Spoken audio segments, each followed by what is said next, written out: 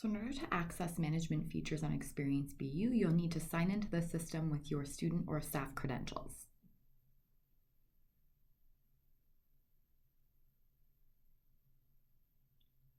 Once you're signed into the system, you'll see a page like this. So you'll have your Explore option to search different events and organizations. You'll see organizations that you are a member of. You'll see different events, latest news, and paths and campus links as well.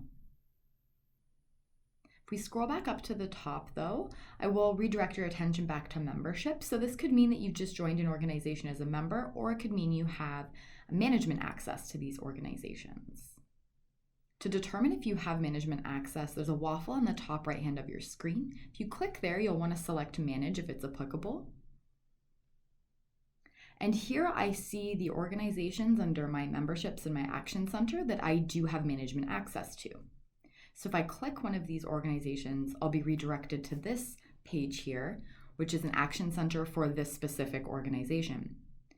The top left, there are 3 lines. If I click there, different organization tools are revealed. These are all features that I have access to as a manager of this page. So there's roster, about, events, news, gallery, documents, forms, and elections. You may have management access to all of these or none of these. It depends on the level of permission that has been given to you as a page manager.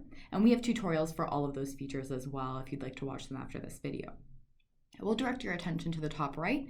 If you select your icon and scroll down to notifications and select there, sometimes you'll have pending notifications that are sitting here waiting for you to accept them to manage different organizations on ExperienceBU. It's always good to check there to see if there's anything pending. If you have any questions about this tutorial, email us at experiencebu@brocu.ca.